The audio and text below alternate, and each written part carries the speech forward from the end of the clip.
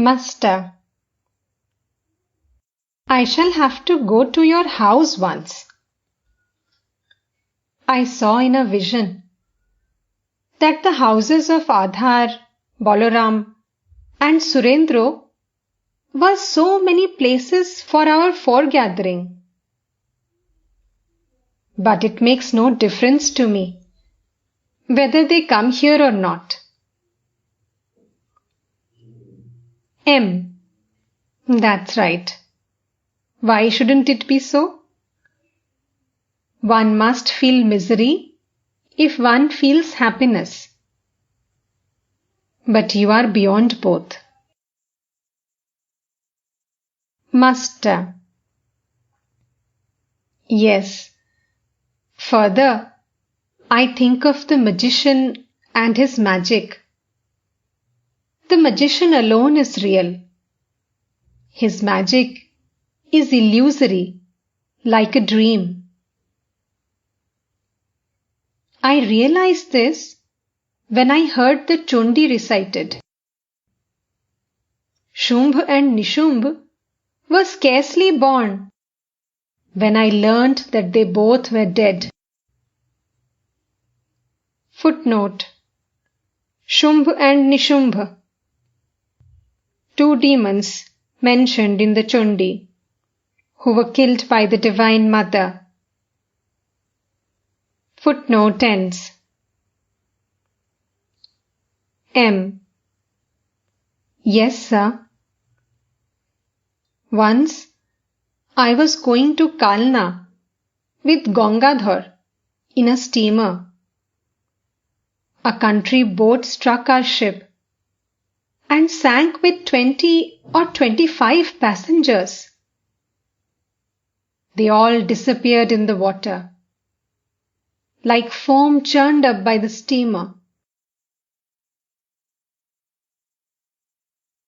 May I ask you one thing? Does a man watching magic really feel compassion when he sees suffering in the performance?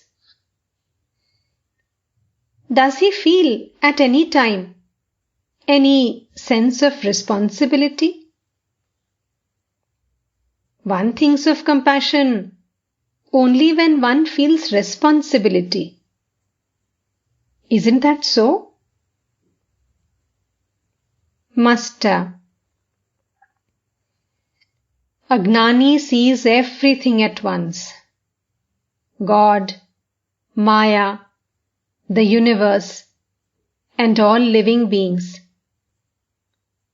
He sees that Vidya Maya, Avidya Maya, the universe, and all living beings exist and at the same time do not exist.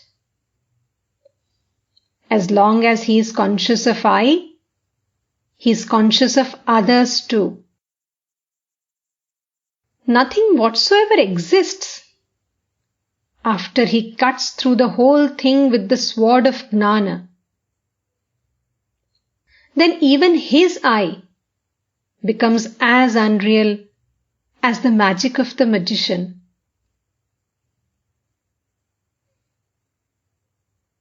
M was reflecting on these words when the Master said,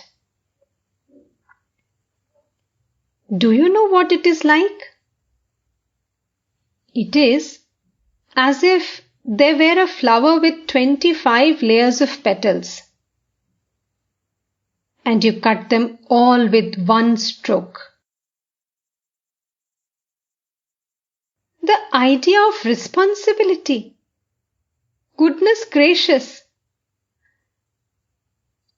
Men like Shankaracharya and Shukadeva kept the ego of knowledge. It is not for man to show compassion, but for God. One feels compassion as long as one has the ego of knowledge. And it is God Himself who has become the ego of knowledge. You may feel 1,000 times that it is all magic. But you are still under the control of the Divine Mother. You cannot escape her. You are not free. You must do what she makes you do. A man attains Brahma-jnana only when it is given to him by the Adya Shakti, the Divine Mother. Then alone does he see the whole thing as magic. Otherwise not. As long as the slightest trace of ego remains, one lives within the jurisdiction of the Adya Shakti. One is under her sway. One cannot go beyond her. With the help of the Adya Shakti, God sports as an incarnation. God, through his Shakti, incarnates himself as man. Then alone does it become possible for the incarnation to carry on his work. Everything is due to the Shakti of the Divine Mother.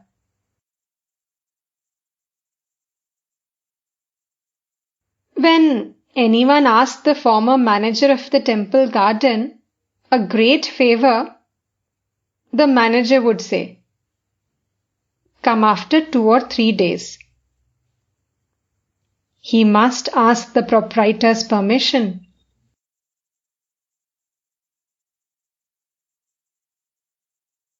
God will incarnate himself as Kolki at the end of the Kali Yuga.